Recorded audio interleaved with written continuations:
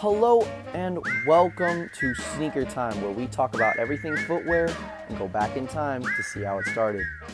Today we'll be talking about Nike and its first original shoe. I know this is probably shocking, but Nike didn't start in the US. Hold on, yo, is that for real?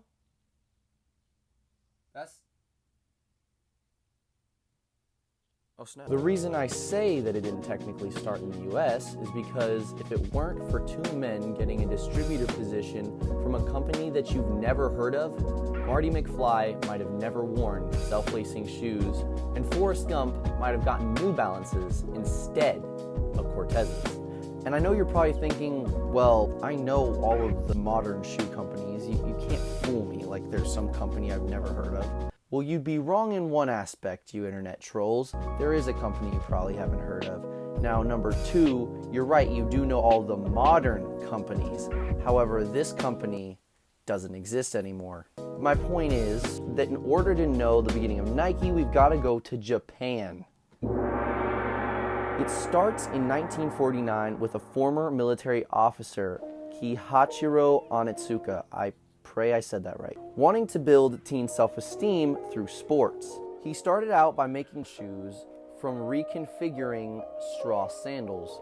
However, many people disliked his design, so it was back to the drawing board, because Onitsuka was not about to give up. He decided to study more about how basketball players push off and stop on the court. When he was doing that, apparently, he at some point was inspired to make an octopus-type traction pattern which simulated their suction cups. This shoe was met with great praise, and the rest is history.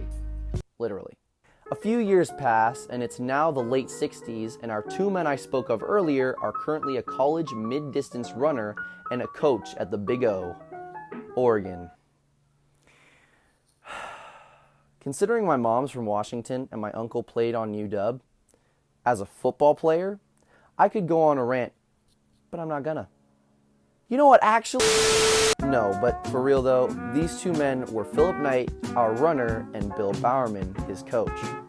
However, not just any coach. Bill Bowerman was one of the best in the whole of the United States at this time, and he was already known for experimenting with sneakers, specifically running shoes, trying to make them lighter with better traction and impact protection. Now, our other man, Philip Knight, after attending Oregon, went and finished his studies at Stanford to write his MBA thesis. Not NBA, but MBA. In other words, he wrote a paper in 1962 that said China is so cheap that it would help America keep up with Germany's shoe market dominance in the US. But now that we've gotten through all of that, our two heroes make a decision that would change history. They decided to team up. So once he had his old coach helping him, he went to Japan. I'm actually genuinely disappointed in myself.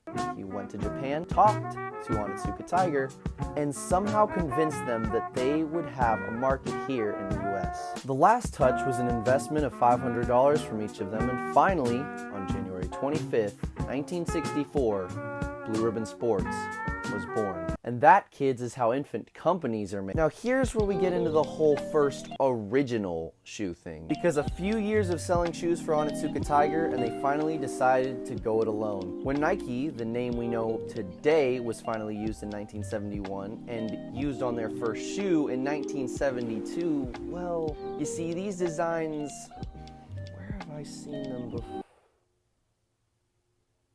Well, would you look at that? Nike was making shoes that were almost the spitting image of Onitsuka Tiger's shoes until one day.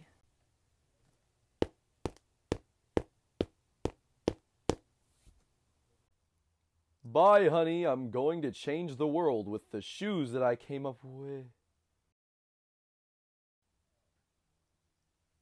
Oh my gosh.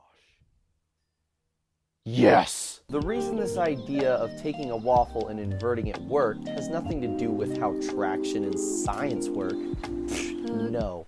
It only worked because waffles in any form are amazing. Now, if you know your sneaker history already, I'm going to assume you think Bill Bowerman probably made the waffle runner for Phil Knight. And from what I read on Wikipedia, and because Wikipedia is never wrong, apparently Bill Bowerman made the shoe for a track runner named Otis Davis that Bowerman coached, who won gold medal in the Olympics in 1960. According to Otis, he explained, "I didn't like the way they felt on my feet. There was no support and they were too tight. But I saw Bowerman made them from the Waffle iron, and they were mine." And if you don't know what happened after the Waffle iron shoe, I mean, get out from under a rock. You're probably wearing some of their shoes right now. So the rest is history, literally. Thank you guys so much for watching. If you liked this video, please subscribe, share, and click like down below. Also, the channel that this is supposed to be on, called SneakPeaks, will not be up till probably tomorrow because unfortunately my email wasn't working and it is what it is. So thank you guys for watching and have a great day.